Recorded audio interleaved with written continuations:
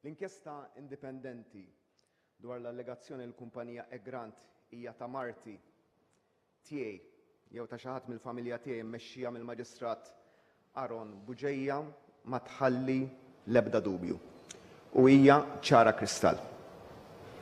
Issa għandna prova ċara u indipendenti li l-ebda waħda mill-allegazzjonijiet li saru fil-konfront ta' Marti Michel tiegħi u tal-familja tiegħi jew nies qrib tagħna ma huma veritieri. Mhux biss ma stabet l-ebda evidenza li Egrant, il-famuża kumpanija, hija ta' Marti jew tiegħi jew ta' xi ħadd qrib tiegħi, imma laqqas instab fatt wieħed veritier fl-allegazzjonijiet li saru dwar Marti, dwari u dwar familti. Il-kalunja din hija l-akbar gidba fl-istorja politika ta' pajjiżna, illum dil-gidba mhux biss hija kkonfermata, iżda hija ċċertifikata. Gidba ċertifikata minn inkjesta ta' membru tal-ġudikatura mhux magħżul minni għal din l-inkjesta, gawdi l-fiduċja ta' kulħadd u li ħa 15-il xahar biex stabbilixxa l-fatti kollha sal-iċken dettall. Aktar minn hekk, mill-inkjesta rriżulta li ġew iffalsifikati li tajjeb inżid reat kriminali, ġew iffalsifikati dokumenti u firem sabiex jippruvaw jinġiebu bħala evidenza kontra Marti u kontrija. Id-Declarations of Trust, il-karti, li kellhom ikunu l-prova prinċipali li l-kumpanija Egrant hija ta' Marti jew tiegħi, instab li kienu folots. Xi ħadd iffalsifikhom. Dan għalhekk kien attentat ċar u elaborat ta' frame-up fil-konfront tiegħi bħala Prim Ministru u fil-konfront tiegħi personali u tal-familja tiegħi. Minn min rrid li jien u Marti nittellaw il-qorti u niffaċċjaw akkużi serjissimi li setgħu iwasslu għal 12 sena ħabs. Il-kodard li rrid jagħmel hekk firem u dokumenti folots. Għar minn hekk, min għamel hekk u min kellu suppost jaf aħjar jidher li huwa kompliċi f'dawn id-dokumenti folots u prova jiddistabilizza il-pajjiż, iweġġa l-ekonomija u l-post tax-xogħol u l-għajxien ta' kull familja Maltija u Awċija. U fl-istess ħin iweġġa isem pajjiżna internazzjonalment. Nikkwota testwalment mill-konklużjoni tal-inkjesta. Id-Declarations of Trust ġew analizzati minn Forensic Document Analyst Key Forensic Services Limited tar-Renju Unit għal darbtejn. U nstab li l-firem ta' Jacqueline Alexander indikati fuqhom meta mqabblin mal-firem ta' Jacqueline Alexander ma kinux jaqblu. L-inkjesta żżid, nerġa' nikkwota. Dawn id-Declarations of Trust għalhekk huma dokumenti folots, kliem il-Maġistrat, magħmula minn xi ħadd li f'dan l-istadju għadu mhux magħruf. Fl-inkjesta jingħad bħala fatt li, nikkwota, ma nstabet ebda rabta dokumentarja stampata jew xhieda oħra li torbot lil Michel Muscat mal-proprjetà tal-isma ta' Egrant Inc. Kif għedna sa mill-ewwel jum, la Marti, la jien, lanqas ħadd fil-familja tiegħi ma kellna xi kont bankarju f'Pilatus Bank. Aħseb u wara kemm irċevejna €1,000,000 fih. L-inkjesta fil-fatt tgħid li ma kien hemm l-ebda transazzjoni ta' ħlas ta' €1,017,000 għal preċiżazzjoni mill-kont ta' kumpanija Sara FZCO lil Egrant Incorporated jew xi transazzjonijiet oħra bejn dawn il-kumpaniji. Il-qorti tgħid ukoll li ħarġet l-allegazzjoni li setet inħarġet xi evidenza mill-Bank Pilatus fil-famuża bagalja fil-lejl li din il-gidba ġiet inventata fil-konfront tiegħi.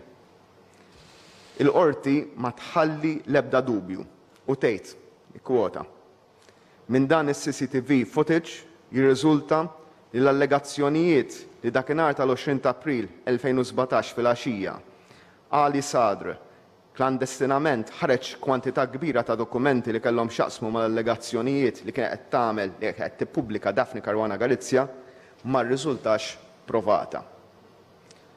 Bl-istess mod, l-inkjesta tneħħi kull dubju fuq xi titjira li allegatament kien hemm dak il-lejl bell-Azerbajġan lejn l-Azerbajġan minn Malta, gidba oħra. Il-qorti tgħid ukoll li saret evalwazzjoni u tat importanza kbira lix-xhieda ta' Daphne Caruana Galizia li kienet laħqet tat ix-xhieda fil-konfront tiegħi u ta' Marti qabel inqatlet. U rrid ngħid il-konklużjoni ta' din l-inkjesta ma jneħħu xejn mir-resolv tiegħi li kif ġew arrestati persuni li allegatament wettqu l-qtil insiru nafu l-fatti kollha dwar il-każ ta' qtil tas-Sinjura Caruana Galizia. Mal-qorti tgħid li x-xhieda li laħqet tat u li tatha kollha is-Sinjura Caruana Galizia u dik ta' Marija Efimova, persuna li wara li xedet fil-qorti ħarbet minn pajjiżna u llum hija attiva ħafna titkellem kontra pajjiżna bl-għajnuna ta' xi uħud li jemmnuha bla ma ċċekkjaw l-affarijiet li issa huma provati li huma gidba ċertifikata. Il-qorti b'dan il-każ tgħid u nikkwota.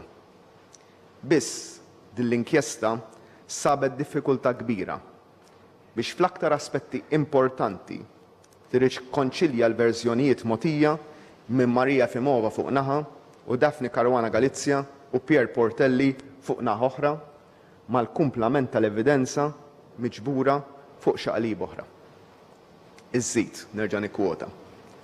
F'ċerti aspetti anke kruċjali tal din l-inkjesta hemm verżjonijiet tant kontrastanti li bil-fors wieħed irid jieħu pożizzjoni lil min jemmen u fiex jista' jemmen. Saħansitra jgħid li repetutament ix-xhieda prinċipali kienu jew inkompatibbli ma' xulxin jew kompletament meruti mill-provi miġbura. Mill-ġdid ikkwotajt.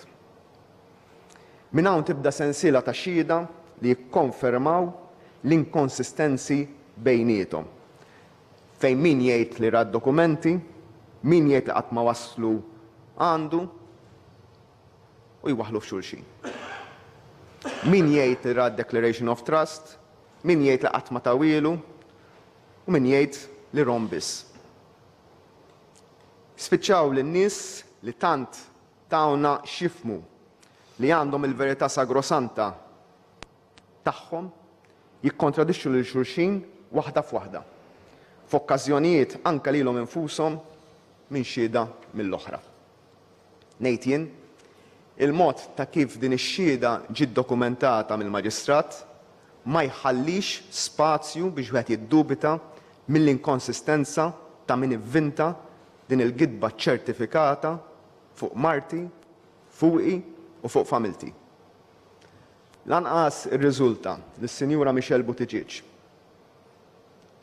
ħabiba tal-familja tiegħi li tgħix New York, kellha xi pagament ta' $400,000 jew kwalunkwe pagament ieħor leha jew xi kumpanija partikolari tagħha.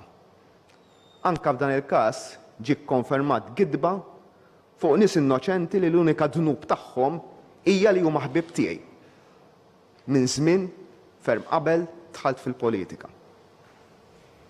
Finalment, il-Maġistrat jikkonkludi mingħajr ma jħalli dubji li l-ewwel ġie kkonfermat dak li dejjem għedna l-isma ta' Grant qatt ma kienu tiegħi jew ta' Marti jew ta' membri tal-familja tiegħi. It-tieni, ġie kkonfermat li la Marti, la jiena u hawn il-Maġistrat jisemmi wkoll persuni oħra, il-Keith Schembri, il-Konrad Mizzi u lil John Dalli. u jgħid li fil-konfront ta' dawn ma kienu skont l-inkjesta ħadd minnhom involuti f'korruzzjoni u jew ħasil ta' flus mill-Azerbajġan u dan tramet il-kontijiet tal-Bank Pilatus kif kien ġie allegat. Nagħmilha ċara.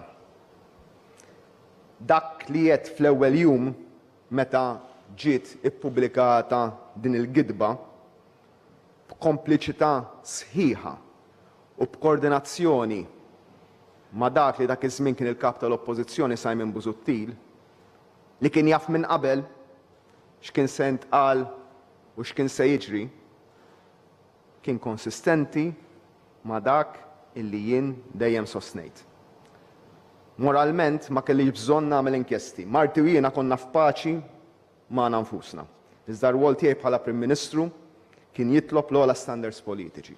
Huwa proprju dak li għamilt meta tlabt inkjesta fuq innifsi. Għalhekk weġġajna imma ma bżajniex meta qalulna li rridu jitfawna l-ħabs lili u l-Marti. Għax dak li llum huwa iċ-ċertifikat u maħluf quddiem Alla, konna nafuh mill-ewwel minuta li saret din l-allegazzjoni maħmuġa. Irrid nissottolinja l-inkjesta fija aktar minn 1500 paġna. Ġew mitkellma 477 xhud. Imqabbda esperti forensiċi internazzjonali apparti dak lokali u ilha tinbena bir-reqqa mill-maġistrat kif rajna 15-il xahar. Dak li qed jien fl-20 ta' April 2017 f'din il-Kamra, illum ir-riżulta li kien il-verità u xejn inqas mill-verità kollha. Dak li qal ħadd ieħor kien gidba mill-bidu sal-aħħar. Żidt ngħid li jekk ikun hemm liċken verità li tirriżulta minn din l-inkjesta, jien nirreżenja immedjatament minn Prim Ministru. Qed iżda illi jekk allura jirriżulta li din kienet gidba fil-konfront tiegħi bħala Prim Ministru ta' pajjiżna, gidba li pruvat tiddistabilizza l-pajjiż, allura għandha tinġar responsabilità politika minn min għamilha. Illum nista' ngħid li jien il-Prim Ministru ta' dal-pajjiż kont ġejt ikkonfermat mill-poplu Malti Wawġi fl-elezzjoni ta' Ġunju tal-2017 li fiha l-poplu ma jemminx il-kalunja kontrija u llum il-poplu ingħata raġun. U llum nista' nikkonferma li il-Prim Ministru ta' pajjiżna leġittimament mingħajr ebda del fuqi. Jidher ċar li din kienet xibka sħiħa ta' gideb minn suġa biex jweġġaw lili u lill-familja tiegħi b'mod personali. Jiddistabilizzaw il-pajjiż u jħammġu isem pajjiżna barra. Li xi ħadd poġġa bil-qiegħda ifassal gidba waħda wara l-oħra sabiex xi ħadd jagħmel ħsara lili personalment u b'mod partikolari lil Marti u l-uliedi. Fost dawn li kien jaf dan kollu u m'għandu l-ebda skuża li jgħid li ma kienx jaf għaliex jekk ma kienx parti minn dak li jivvintaw il-gidba messu ċekkja sewwa qabel ma għamel dil-gidba tiegħu u saħansitra niżżel in-nies fit-toroq biex jipprova jiddistabilizza l-pajjiż, hemm l-eks kap tal-Oppożizzjoni. B'responsabbiltà ngħid li qatt fl-istorja ta' pajjiżna ma kellna politiku daqstant irresponsabbli li ġie jaqgħu jqum minn pajjiżu tant li perikola pajjiż sħiħ il-jobs ta' kull waħda u wieħed mill-familji Maltin u Għawċin, jipprova jiddistabilizza pajjiż minn għalih għal gwadan personali u l-vanaglorja tiegħu biex minn għalih isir Prim Ministru billi jirkeb fuq gidba. Arralu u arralu bil-kbir.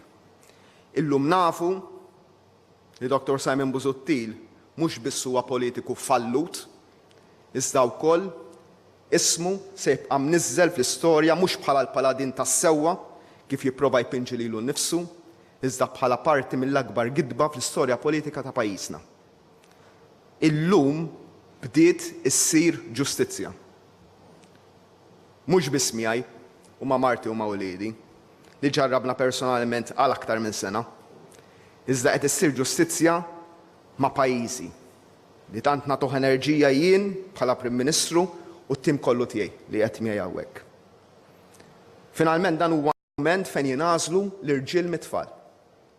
Nistenna mingħajr dewmien li l-eks kap tal-Oppożizzjoni Simon Busuttil jerfa' responsabilità politika kollha u jirreżenja minn kull kariga li jokkupa f'Malta u barra.